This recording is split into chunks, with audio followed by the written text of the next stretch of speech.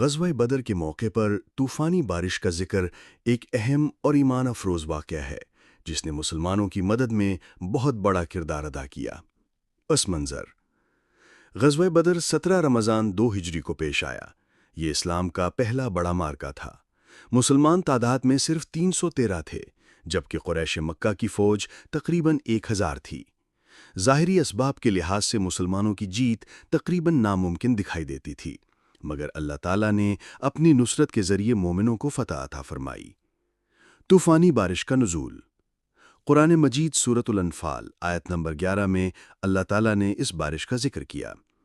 جب اللہ نے اپنی طرف سے تم پر نیند ڈال دی تاکہ تمہیں سکون بخشے، اور آسمان سے تم پر پانی برسایا تاکہ تمہیں پاک کرے، تم سے شیطان کی نجاست دور کرے، تمہارے دلوں کو مضبوط کرے اور تمہارے قدم جما دے۔ مسلمانوں کا لشکر نرم اور ریتیلی زمین پر تھا۔ بارش نے اس ریت کو سخت کر دیا تاکہ ان کے قدم مضبوطی سے جم جائیں۔ قریش کی فوج سخت زمین پر پڑی تھی۔ بارش نے ان کی زمین کو کیچڑ میں بدل دیا اور ان کی نقل و حرکت مشکل کر دی۔ بارش کے پانی نے مسلمانوں کو پاکیزگی عطا کی، وضو اور غسل کے لیے آسانی ہوئی اور دلوں میں سکون پیدا ہوا۔ حکمت اور اثرات۔ یہ بارش اللہ کی خاص مدد تھی تاکہ کمزور اور تھکے ہوئے مسلمان تازگی اور طاقت حاصل کر سکیں۔ بارش نے مومنوں کے دلوں میں یقین بڑھایا کہ اللہ ان کے ساتھ ہے۔